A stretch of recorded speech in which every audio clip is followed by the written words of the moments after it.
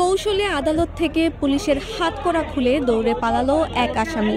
২৮ August Gazipur আদালতে ঘটেছে এই ঘটনা। কৌশলে পুলিশের হাত ফসকে পালিয়ে গিয়েছিলেন আসামি, তবে বেশিক্ষণ মুক্ত থাকতে পারেননি। পরে আদালতের পাশের একটি পরিত্যক্ত ঝোপঝাড় থেকে স্থানীয় জনতার সহায়তায় আটক করে পুলিশ। ওই আসামি হলেন টাঙ্গাইলের সখীপুর উপজেলার বেরবাড়ি খন্দকার পাড়া এলাকার বদর উদ্দিনের ছেলে মোহাম্মদ লালচাঁদ। আদালত, পুলিশ ও প্রত্যক্ষদর্শীরা জানায়, গাজীপুরের কালিয়াকৈর থানা পুলিশ একটি ডাকাতির মামলায় কয়েক মাস আগে তাকে গ্রেফতার করে। ২৮ আগস্ট বৃহস্পতিবার সকালে গাজীপুর জেলা কারাগার থেকে আদালতে হাজিরার জন্য আনা হয় তাকে।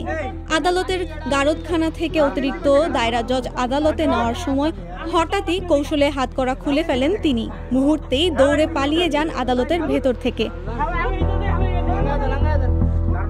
এরপর আদালতের পাশে একটি পরিত্যক্ত জমির ঝোপঝাড়ে গিয়ে লুকিয়ে থাকার চেষ্টা করেন লালচাঁদ।